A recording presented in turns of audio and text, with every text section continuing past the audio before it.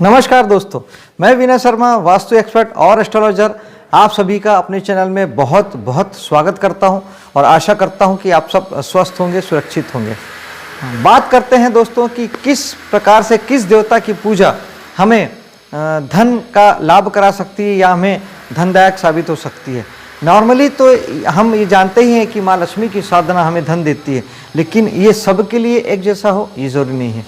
आपकी कुंडली का जो दूसरा भाव होता है वो आपके लिए धनदायक होता है या धन देने वाला होता है। तो आपके कुंडली में आपके दूसरे भाव में जो राशि है, वहाँ के जो स्वामी ग्रह हैं, उसकी पूजा और उससे संबंधित देवता की पूजा हमें धन प्रदान करती है।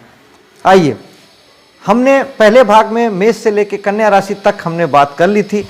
अब हम आगे बात करते हैं तुला लग्न से लेके, यानी तुला राशि से लेके मीन राशि तक का जिनका लग्न है, जिनके लग्न में तुला, वृश्चिक, धनु, मकर, कुंभ, मीन, ये 6 राशियां पड़ती हैं। हम उनके आधार पे हम बता रहे हैं कि आपके लिए किस देवता की पूजा आपके लिए धनदायक साबित होगी। बात करते हैं सबसे पहले तुला लग्न वालों के लिए। तुला लग्न के दूसरे भाव में मंगल की वृश्चिक राशि पड़ती है। तो मंगल की वृश्चिक राशि यानी स्वामी मंगल हो गए, और मंगल के जो देवता हैं, उनसे संबंधित जो देवता हैं वो हैं हनुमान जी। तो दोस्तों, आपको मंगल ग्रह को साधने से धन की प्राप्ति होगी और हनुमान जी की साधना, हनुमान जी की साधना के लिए बजरंग बाण का पाठ, सुंदरकांड का पाठ, मंगलवार के दिन उपास रहना और हनुमान जी के दर्शन करना, ये तो बेस्ट ऑप्शन है ही। इसके अलावा मंगल की साधना करने के लिए, मंगल बेसिकली ऊर्जा के कारक हैं, आपके शरीर के कारक हैं। तो आप अगर एक्सरसाइज वगैरह करते हैं, थोड़ा सा वर्जिश वगैरह करते हैं, स्पोर्ट्स खेलते हैं, तो ये सारी चीज़ें आपके मंगल को काफ़ी हद तक ठीक करती है। मंगल हमारे जीवन में हमारे भाई का प्रतिनिधित्व करते हैं। हमारे भाई जो होता है वो मंगल होता है। तो भाई से बना के रखिए, भाई से ज़रा सा भी बिगाड़ना नहीं है, भाई को अच्छे से रखना है। तो भाई से बना के रखेंगे तो पैसा आपको आता रहेगा। आप इसे आजमा के भी दे सकते हैं। जब जब आपने भाई के साथ बिगाड़ किया होगा या किसी भी स्तर से आपने उनसे दुश्मनी पाली होगी तो पैसे की प्रॉब्लम आपको आई होगी।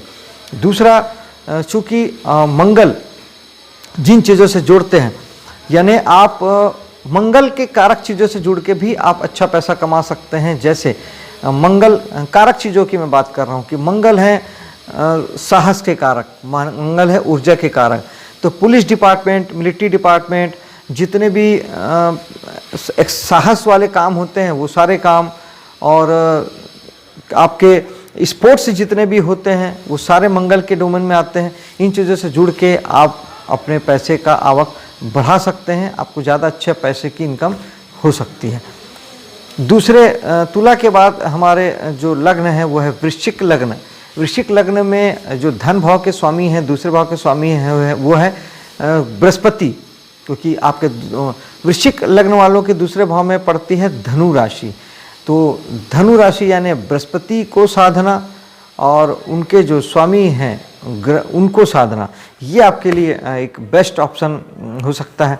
तो कैसे करें? हम बृहस्पति को साधने के लिए धार्मिक होना हमारे लिए बहुत महत्वपूर्ण है।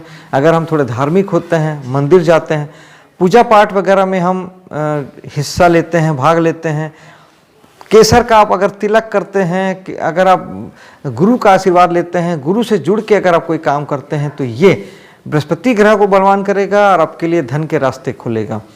स्वामी ग्रह गुरुवार का उपास रह सकते हैं, और साईं बाबा बृहस्पति को रिप्रेजेंट करते हैं, और भगवान शंकर भी बृहस्पति को ही रिप्रेजेंट करते हैं।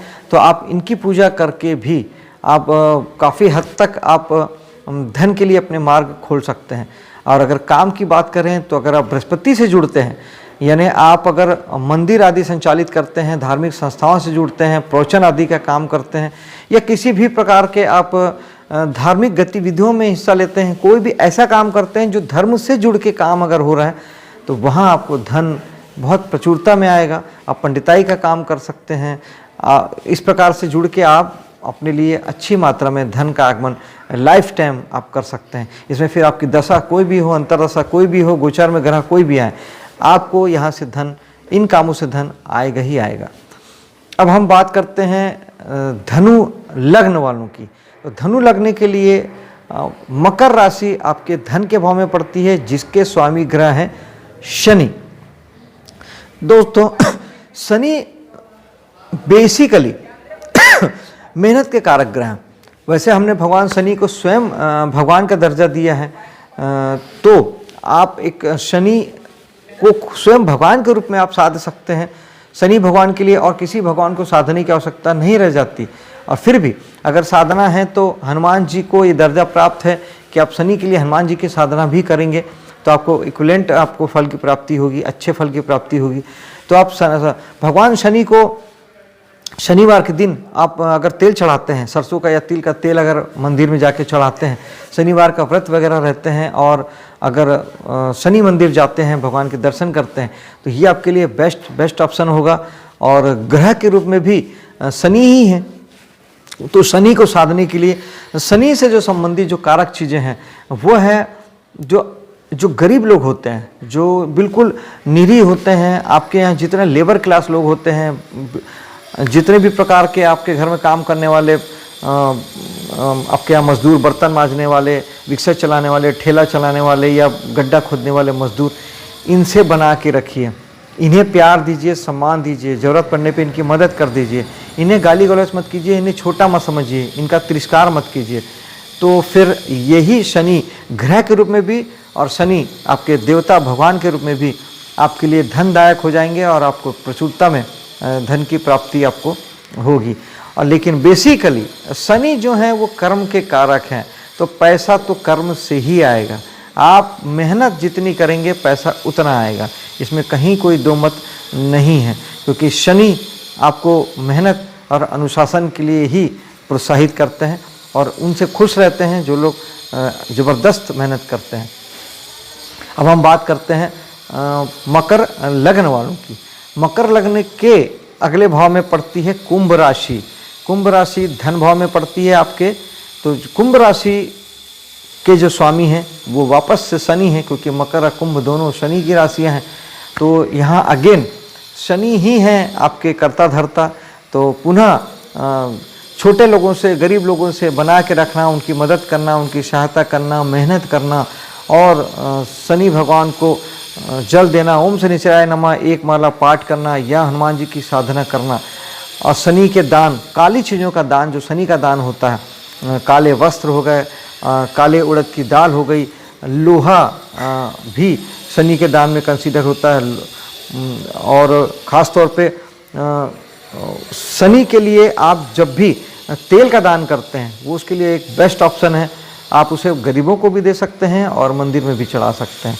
तो कुंभ मकर राशि वालों, मकर लग्न वालों के लिए शनि की पूजा ही धनदायक साबित होगी, इसे ध्यान रखेंगे। अब हम बात करते हैं कुंभ लग्न वालों के लिए। कुंभ लग्न जब होता है तब आपके धन भाव में पड़ती है मीन राशि। मीन राशि वालों के लिए अगेन बृहस्पति मीन राशि के स्वामी हैं। तो बृहस्पति हैं तो धार्मिक होना, पूजा पाठ से जुड़ना, धर्म कर्म के काम करना, और अगर प्रोफेशन में भी आप प्रवचन देना, मंदिर आदि संचालित करना, धार्मिक संस्थाएं संचालित करना, धर्म कर्म के कामों से जुड़ना, ये आपको धनदायक साबित हो सकता है। या अपने कामों में किसी भी प्रकार से धर्म को इन्वॉल्व करना, किसी प्रकार से अपने कामों में धार्मिकता को जोड़ना, ये आपके लिए धनदायक साबित हो सकता है। और बृहस्पति के लिए मैंने बताया कि साईं बाबा की पूजा करें, शंकर भगवान की साधना करें, तो ये आपके लिए बेस्ट विकल्प है आपके लिए धन देने के लिए और ज़बरदस्त धन आपको प्राप्ति कराने के लिए। और अंत में बात करते हैं मीन लग्न वालों के लिए, जिनके दूसरे भाव में पड़ती है मेष राशि।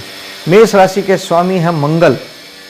तो यहाँ ग्रह के रूप में मंगल और देवता के रूप में हनुमान जी, इनकी साधना आपके लिए धनदायक साबित होगी। मंगल को ग्रह के रूप में साधने के लिए आपको एक्सरसाइज करना होगा, आपको ऊर्जावान बनना होगा, आपको साहस वाले कामों से जुड़ना होगा, तो आपके लिए मंगल होंगे। काम के रूप में, आप प्रोफेशन के रूप में, आप पुलिस में, मिलिट्री में, क्योंकि मंगल लड़ाई झगड़े के कारक है, तो इस तरह के सारे जहाँ पे डिपार्टमेंट होते हैं, पुलिस, मिलिट्री, अग्निशमन, फायर डिपार्टमेंट, जहाँ साहस से जुड़े काम होते हैं, ये काम आपके लिए अपार धनदायक साबित होंगे। ग्रह के रूप में मंगल के हनुमान जी की साधना आपके लिए बेस्ट साबित होगी। तो बजरंग बाण, हनुमान चालीसा, सुंदरकांड का पाठ आप जब करते हैं, मंगलवार का उपास आप करते हैं, या अगर आप सुंदरकांड के 15वें अध्याय का भी अगर आप पाठ करते हैं तो ये आपके लिए ज़बरदस्त ढंग से धनदायक साबित होती है और धन देने वाले साबित होते हैं। दोस्तों, ये था कन्या से तुला से लेके मीन लग्न वालों तक के लिए आपके लिए धनदायक ग्रह और धनदायक देवता को साधने की बात। आशा है आपको ये वीडियो पसंद आया होगा। मेरे वीडियो को लाइक शेयर कीजिएगा, मेरे चैनल को सब्सक्राइब कीजिएगा। मिलता हूँ आपसे अगले वीडियो में, तब तक के लिए जय हिंद।